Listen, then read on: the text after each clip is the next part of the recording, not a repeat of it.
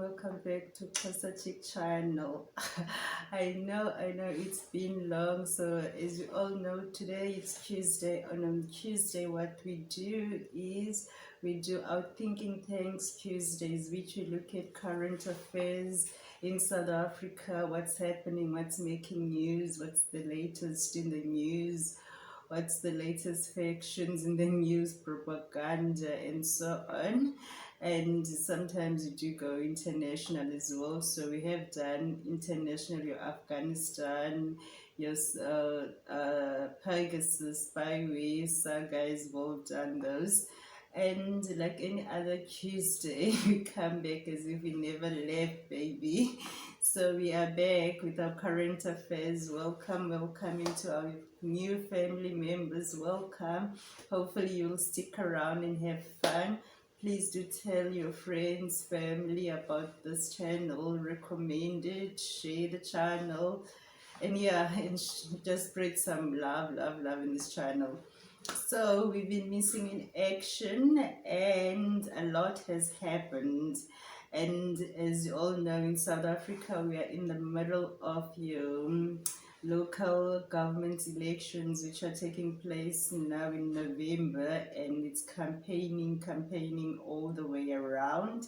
So we're not gonna go there who we want to win the elections or not, because they all make promises when it's elections to time, and then after elections they just disappear in action.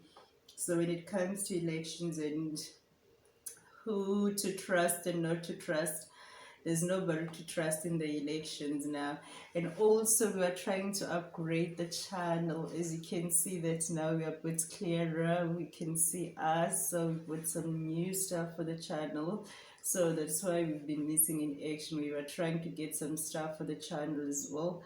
I'm not really sure how this works, because this is my first time now doing this video using this vlogging kit, but hopefully the quality and the sound will be better. As I can see with the quality and the picturing, it looks quite good, but I'm not sure about the voice now, as I was struggling a lot to do these my videos because of the quality was low. So anyway, we got that out of the way now. I'm finished explaining myself why we were missing in action. Oh, people, you must excuse me, because sometimes my words get mixed up.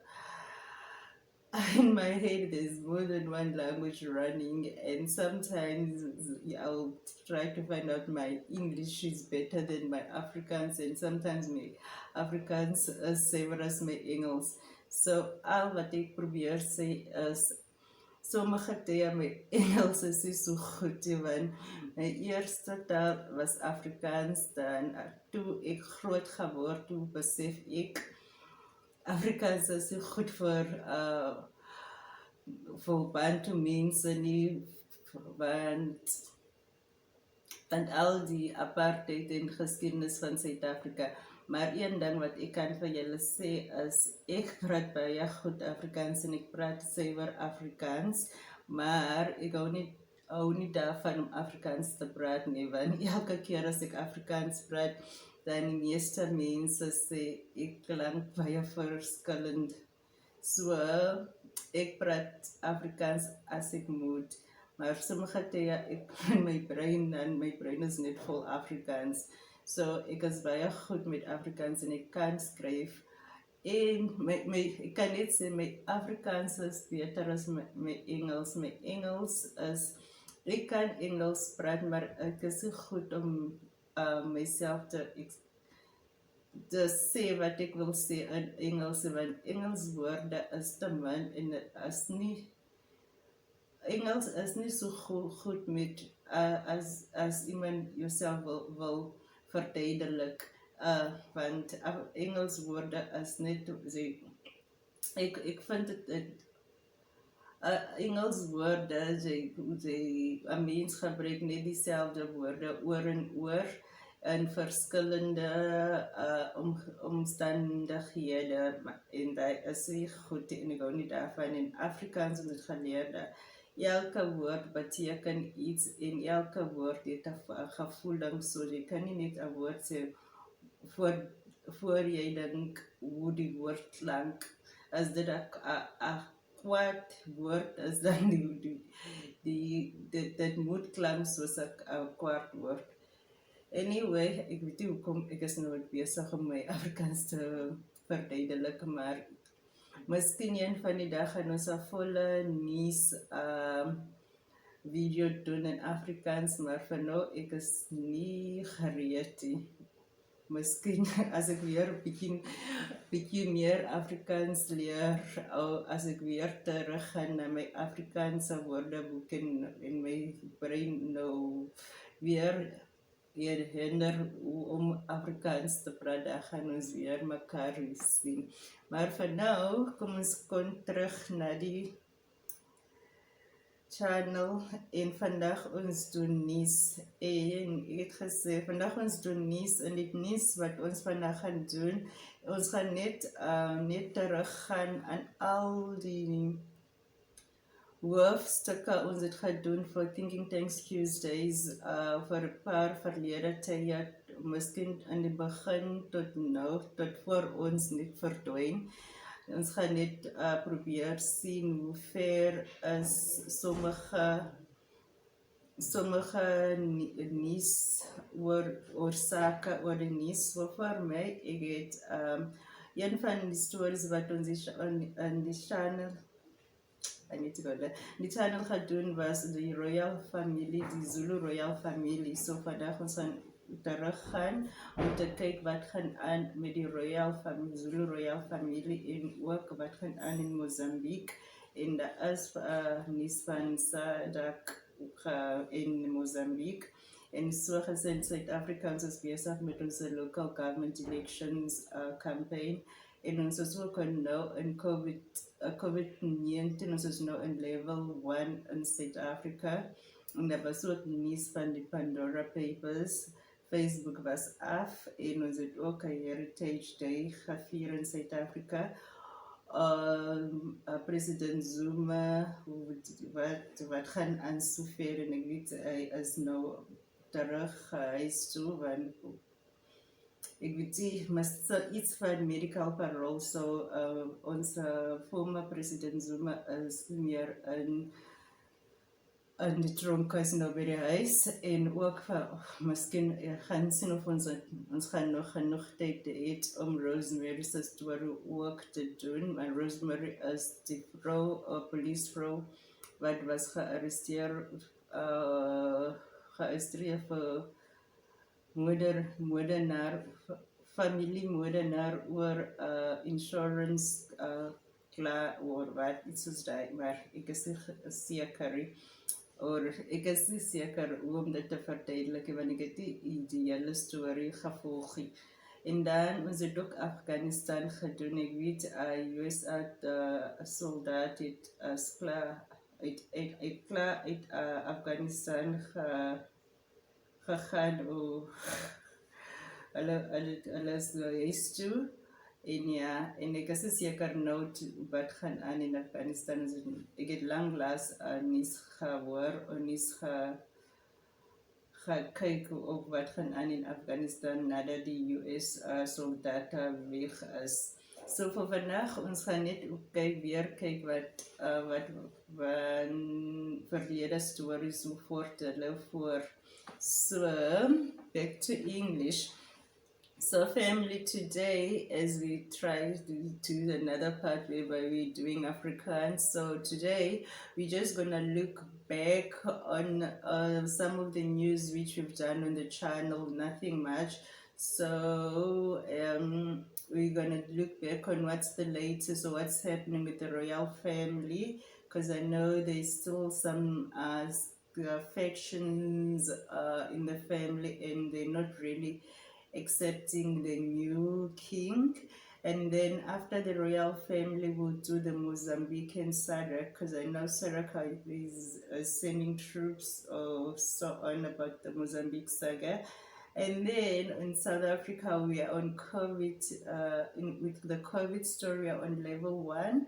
So things have really eased a bit in South Africa. So we're happy, business is a bit booming, but people are very skeptical about this due to the fact that before the elections date, local election dates were announced, we were on level 3 or something, but then the numbers and everything were going bad, and we thought, it's gonna go to level 4 and so on.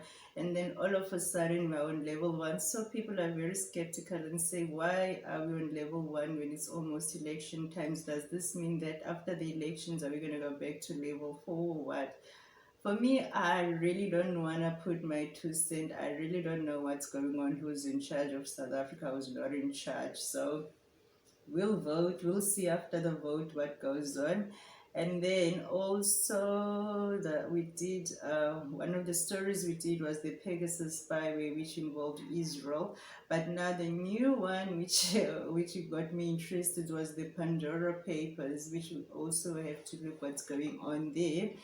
And then in South Africa in September, we were celebrating Heritage Day.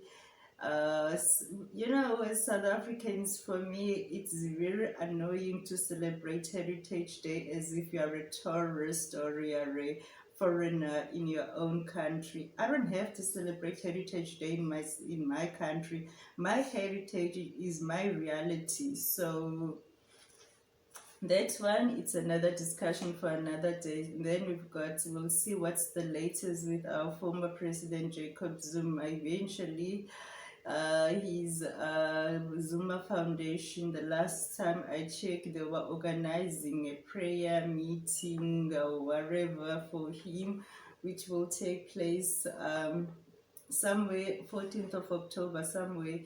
So he is out on medical parole, or just like the French. So these medical parole, somewhere, somehow, they are available.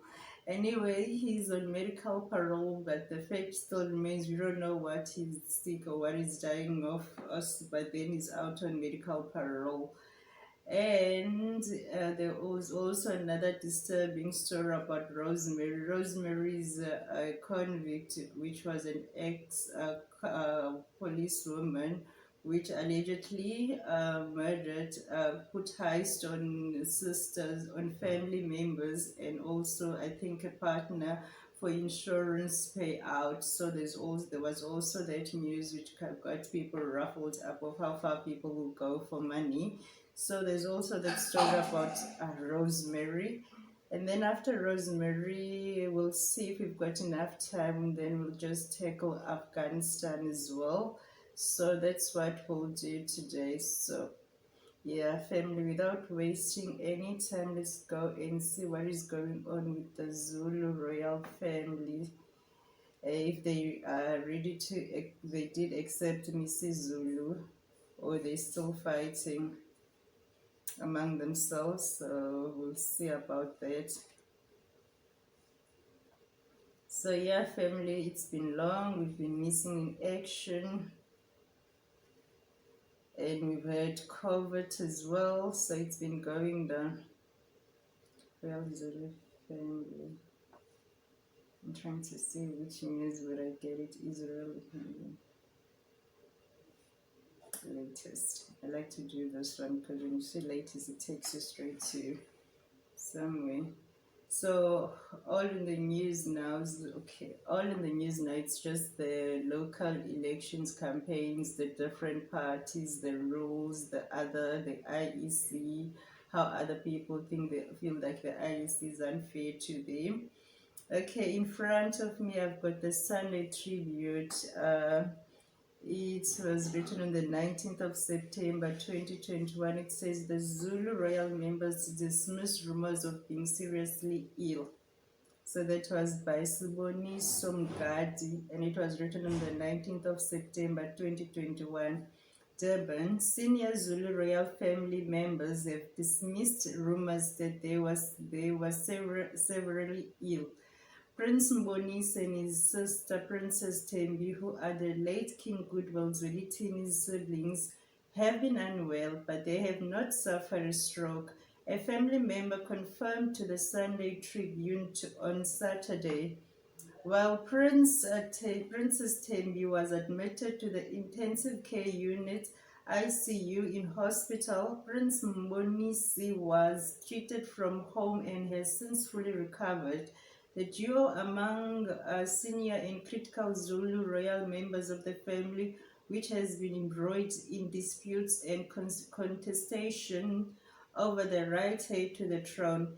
They have been dubbed as royal rebels due to their stance against nomination of King Misuzulu Zwelithini as the king.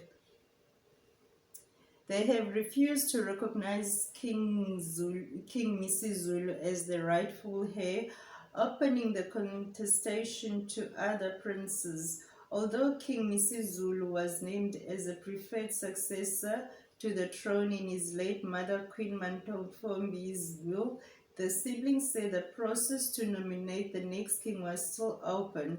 Princess Temindlovu, who uses a wheelchair, has been unwell but stable for some time, according to the source. Her daughter, Stundlovu, confirmed that her mother was hospitalized but said she was stable. She has been discharged from the ICU and is now at the ordinary ward and is recovering very well. I would like to state that she never suffered a stroke and had not contracted COVID 19. I would not be able to tell you what she is suffering from until I consult with the rest of the family, she said. Speaking to the Sunday Tribune on Wednesday, Prince Mbonisi sounded in good health and maintained that he has fully recovered. He said he had mild flu symptoms which did not even require any medical attention. I was surprised by the news report that I was sick, which hospital I was admitted to. It was just a minor flu which I do not think warranted any media attention. I'm very well as you can hear me, he said. Prince Mbonisi Prince Mbonisi would not be drawn to comment on the latest development regarding the succession process. The faction led by Prince Mbonisi and Princess Tembi held a meeting last month at Tokoza Lodge in Nongoma, where Prince Makate, the firstborn son of the late King Goodwill Zwelithini, was expected to be publicly announced as the contender to the throne. It was reported that the meeting ended in chaos as some royal members opposed the nomination of Prince Makate. In a leaked voice note, Princess Nozwe was heard ranting about several royal issues that disputed the meeting last month. She alleged that there were caucuses within the faction backing Prince Msakate, who had changed their tune, referring to them as traitors. She also mentioned that some members were not allowed to voice their opinions during the meeting. She further stated that members would be scrutinized in the next meeting, adding that they would support Prince Makate as the only rightful heir to the throne. That's the Sunday Tribute, and that was written by Siboniso Ngandi, and that was on the 19th of September 2021. So the next story we are going to do now, let's look at Mozambique and SADC latest. So we'll do the Facebook and so on later. Mozambique and SADC.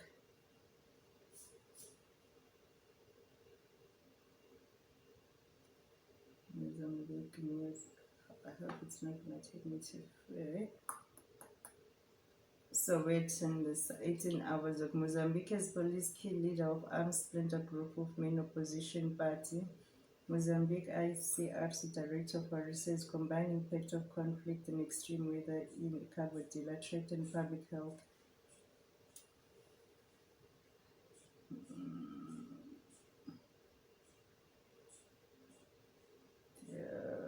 Wonderful. So I know there was news about SADC and so on in Mozambique, but here's the latest in Mozambique from Sowetan Live.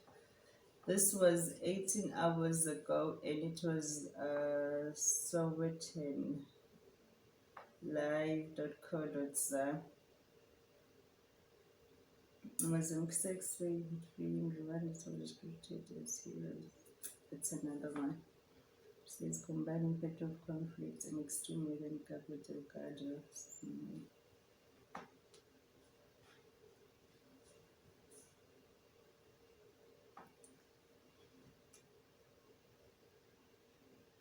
I don't know why is this taking so long to load.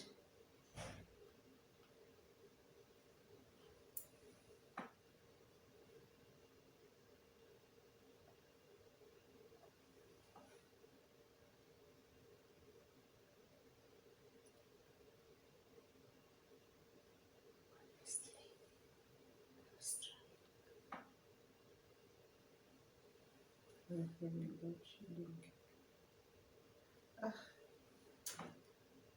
finally. Okay, this is what we have. It says Mozambique's police, Sowetan Live, South Africa, and it was by Reuters, 11 October 2021, by 22:21 says Mozambique's police said on Monday that they had killed the commander of an armed wing of a breakaway faction of the main opposition group Renamo.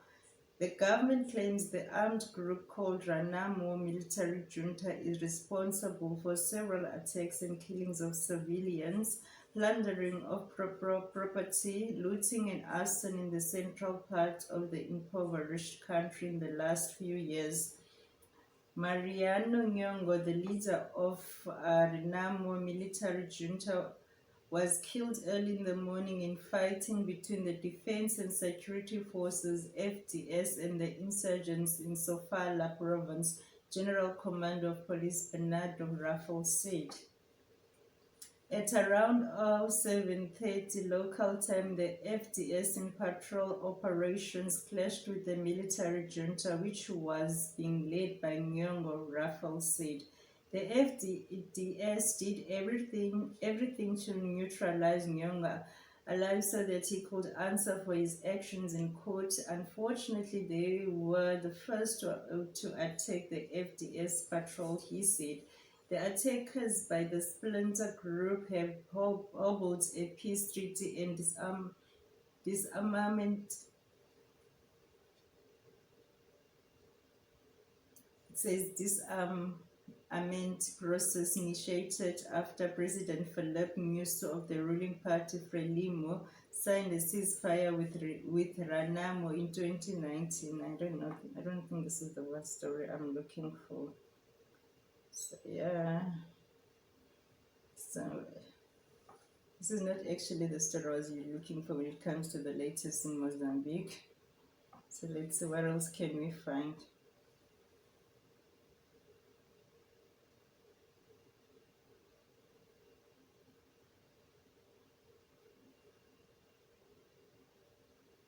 So latest.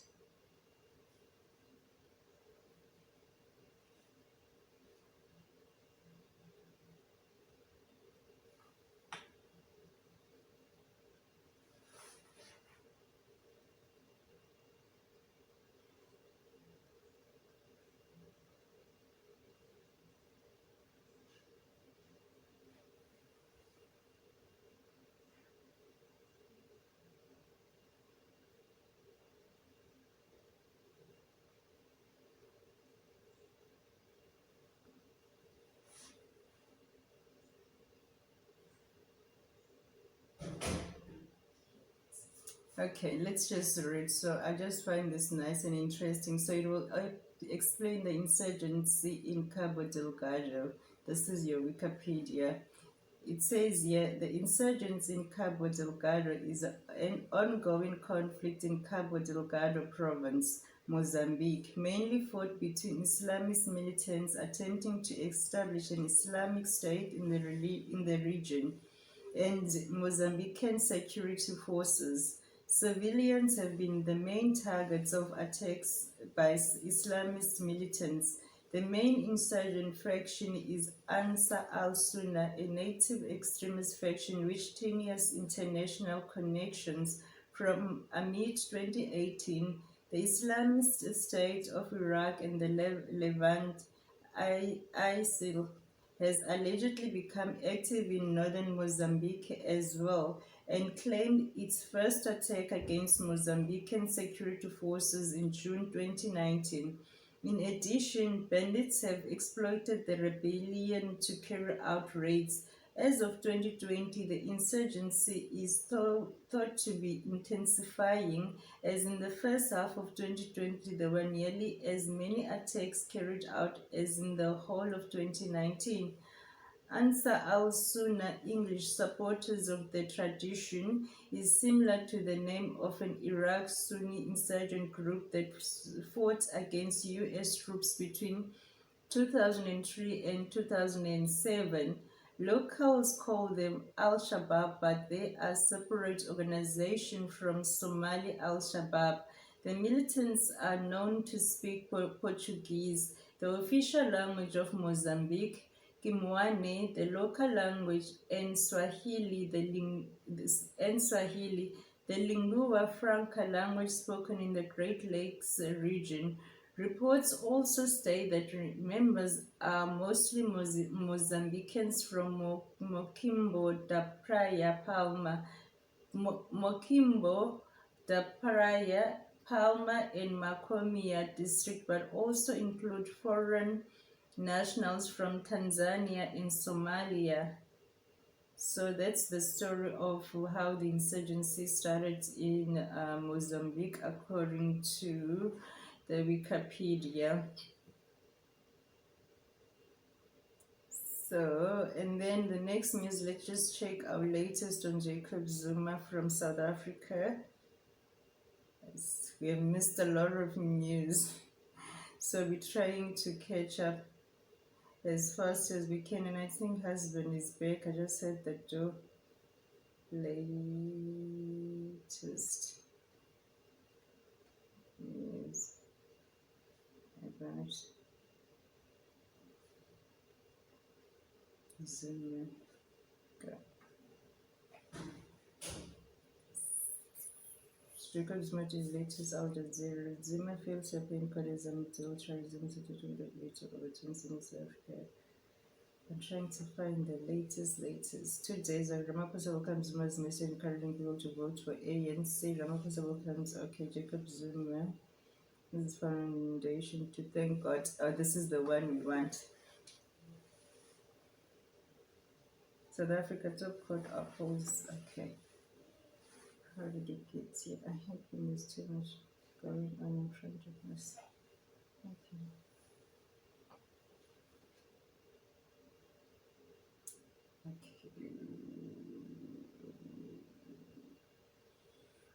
Okay, in front of us, we've got more about Jacob Zuma Foundation to thank God for keeping him safe from dark forces that want to finish him.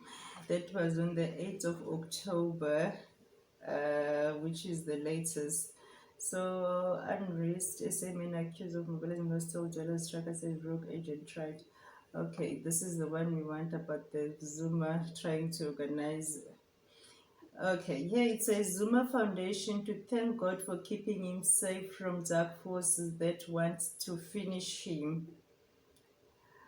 A national welcome prayer will be held next Thursday to thank God for sterling work in protecting former President Jacob Zuma.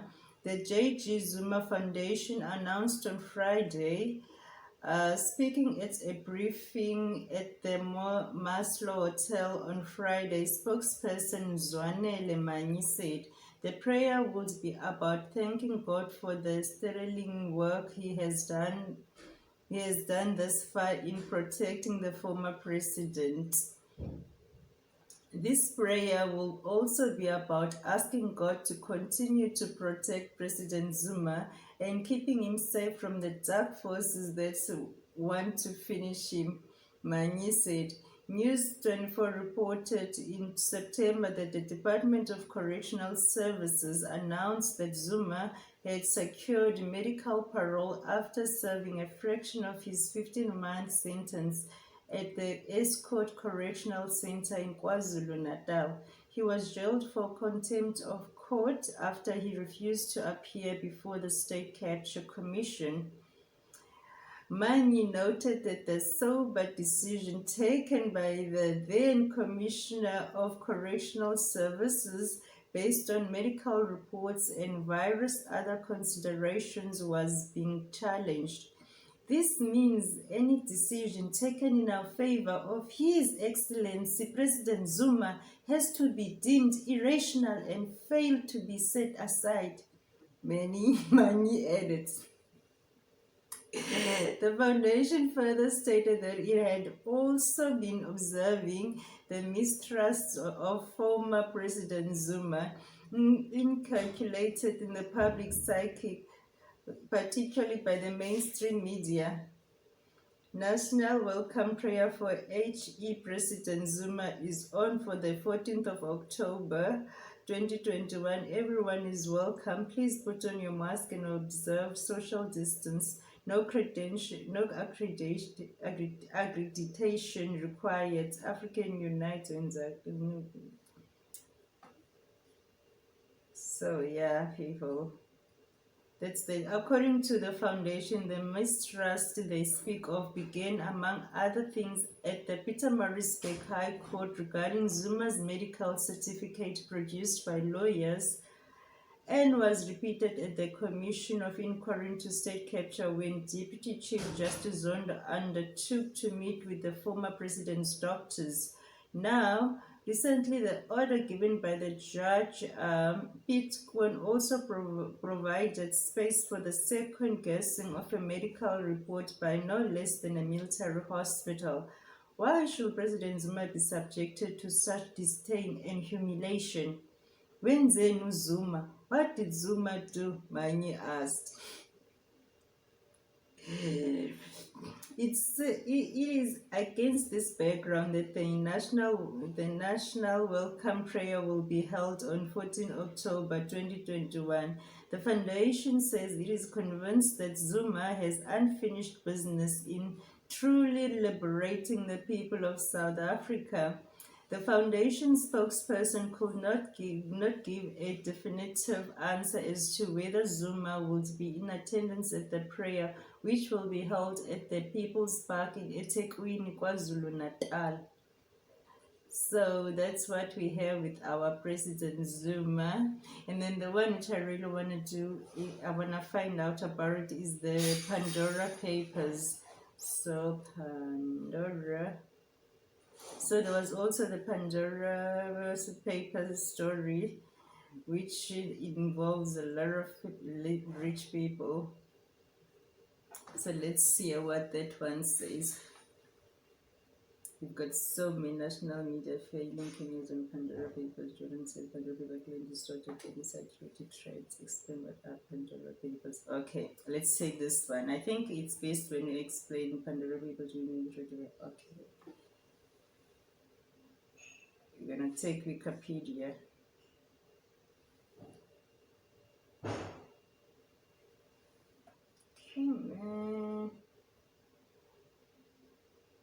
So the Pandora Papers are 11.9 million leaked documents with 2.9 terabytes. Okay.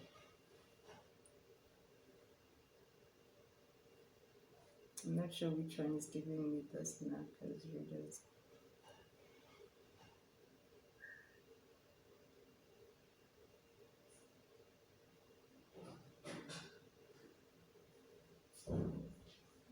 Let's go back. I think something happened.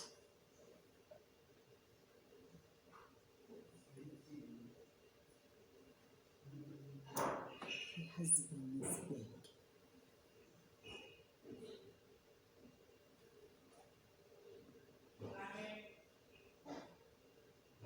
Okay, Pandora Papers. We all have been hearing Pandora Papers. So what's the story in the Pandora Papers?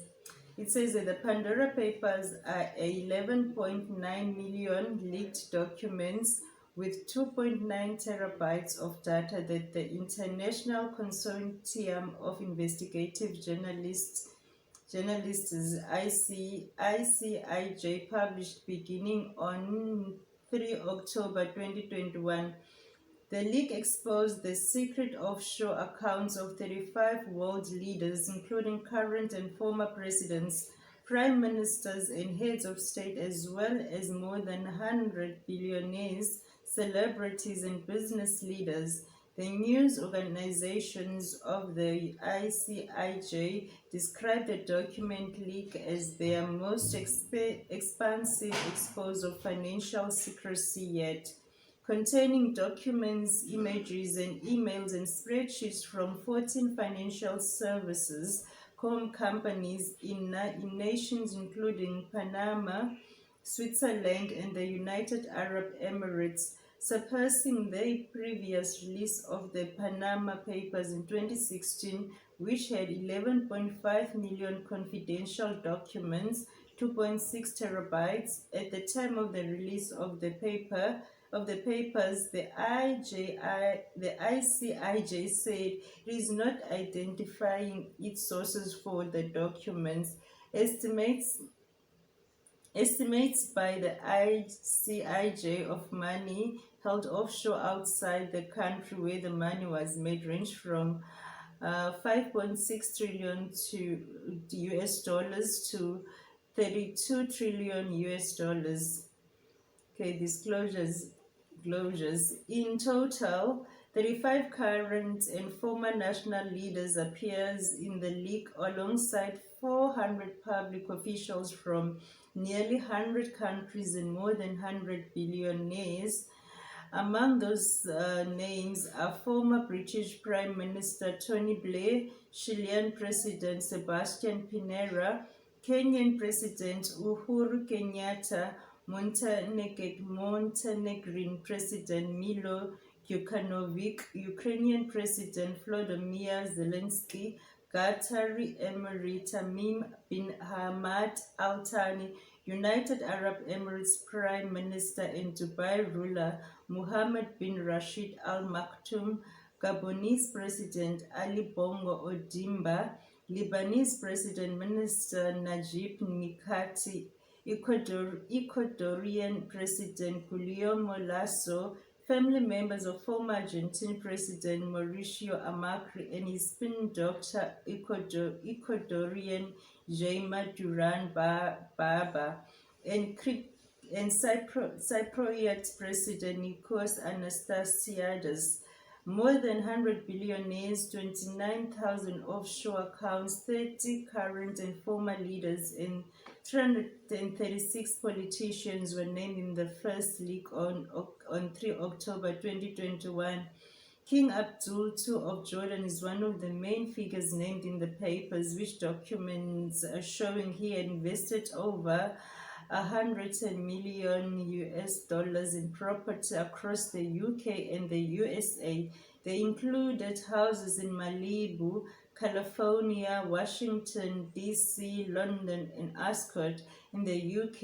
A UK company controlled by Sharia Blair was shown to have acquired a £6.45 million property in London by purchasing Roman Stone International Limited, a British Virgin Island company. Had the property been acquired directly, it would have been 312,000 pounds would have been payable in stamp duty.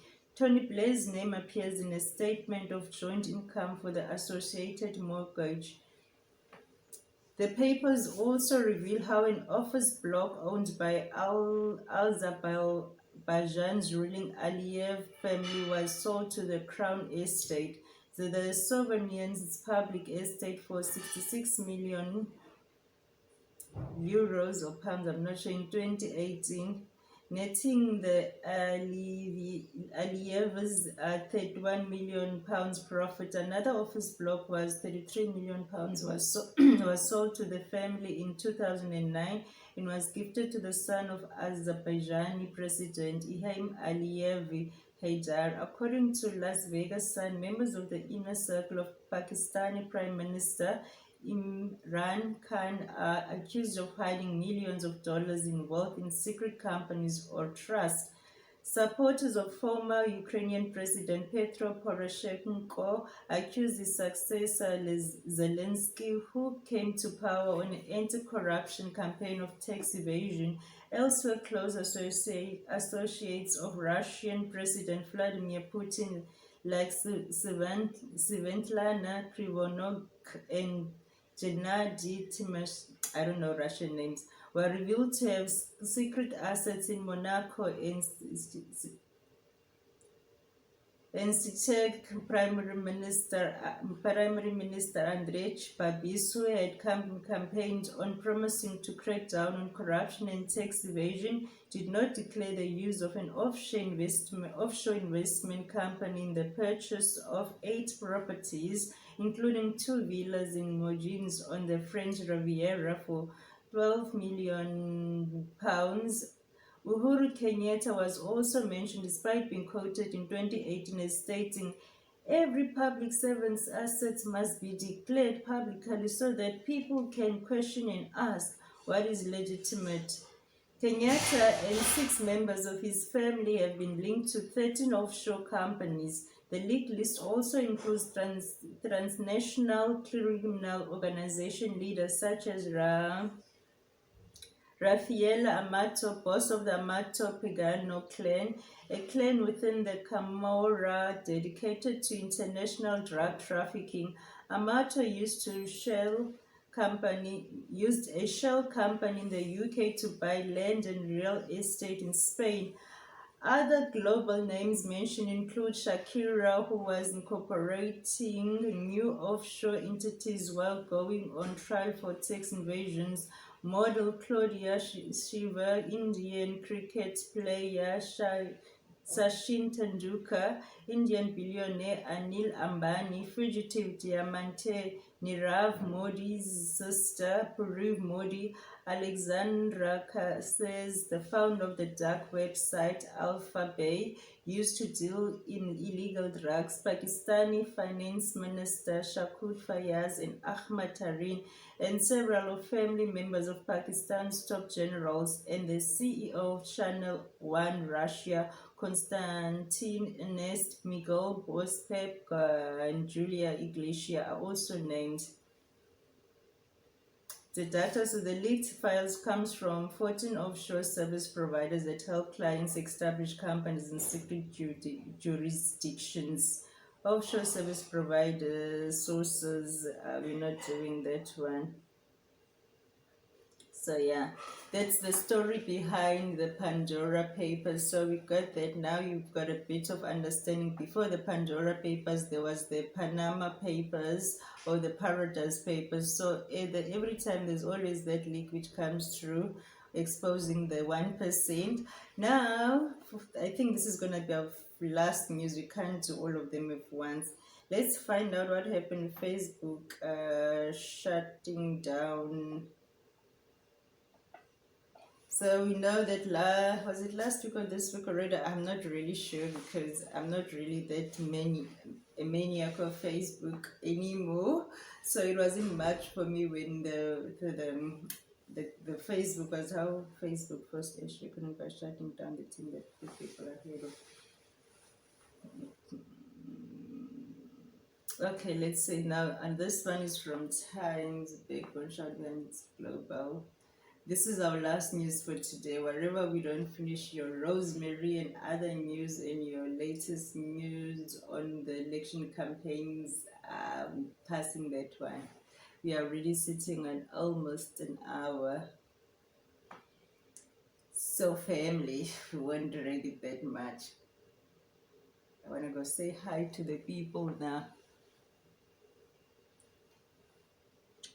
Sebahle.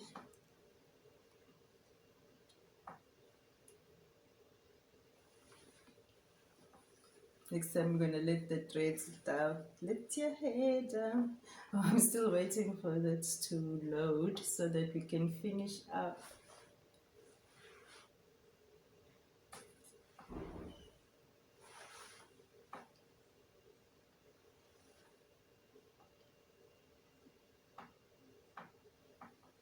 Oh, come on. My battery is getting low.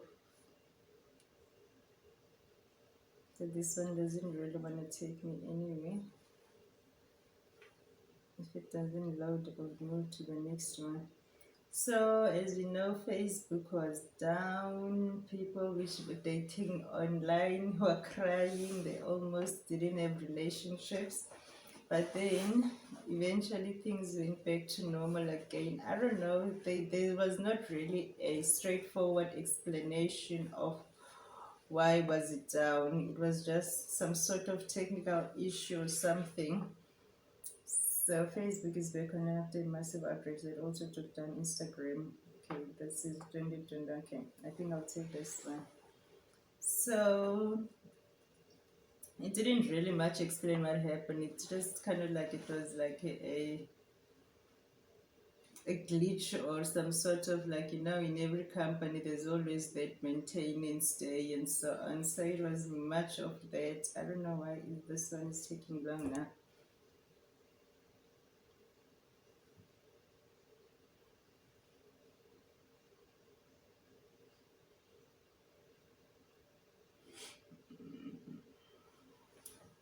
Should I stay? Should I go? I'm in control. Either way. Mm.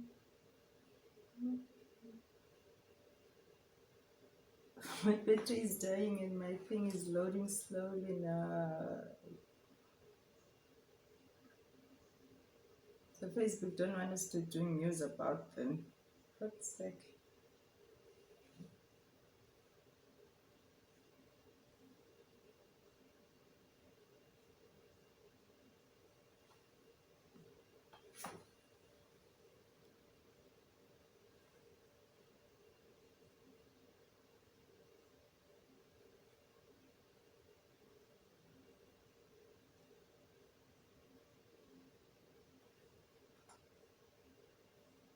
So everything I'm trying to paste about the story of Facebook shutting down, it just doesn't want to load. So I'm not sure whether it's because my battery is low or what.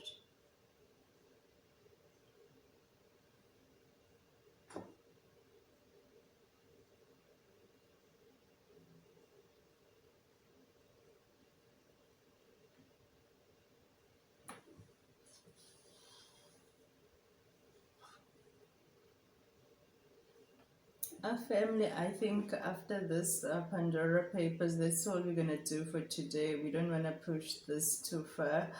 We'll just add more stories on next week when you come back with the weekly videos.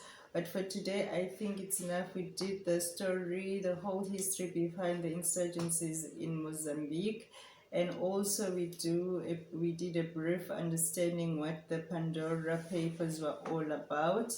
And yeah, the one about Facebook being down and so on, it's just giving me grief, and I'm not in the mood of researching and waiting for it. I think for today, that's enough work. We can't be putting everything of a whole month in 1 hour. So, back family, and hopefully we are not gonna go missing in action. But you can see by coming back, we've improved. We've got new settings, and we are looking good and ready to work again. So for today, on our Thinking Thanks Tuesday, thank you very much, family, for all the love and support, and thank you for all those which are trying and are helping also to build this channel. I really, really appreciate that. And for now, we're just gonna say goodbye till next time on our Thinking Thanks Tuesdays. Please don't forget to subscribe on our channel and